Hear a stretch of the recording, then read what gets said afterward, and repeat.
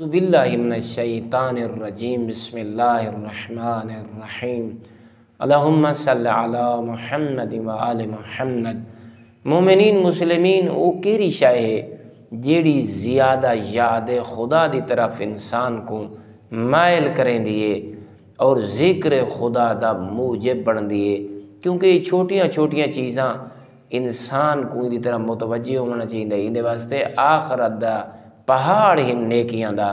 تو اس واسطے امام محمد باقر علیہ السلام ارشاد فرمیندن او جڑی یاد خدا دی طرف انسان کو مائل کریں دی او چھینکے، جلے انسان کو چھینکاں دیے تا انسان کے واسطے حکم ہے کہ وہ آکھے الحمدللہ رب العالمین۔ تو غور کرنے اور سننا لگیا کہ یرحمک اللہ، یا جمع دا صیغہ ادا کرے یرحمکم اللہ، یعنی کہ یہ دیکھو چھینک مارن والے کو یاد خدا دی طرف مائل کر رہی ہے اور جڑا سن رہی ہے او کوئی یاد خدا دی طرف مائل کر رہی ہے۔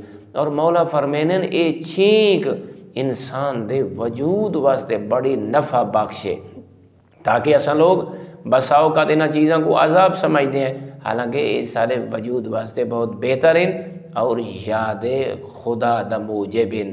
والحمدللہ رب العالمین۔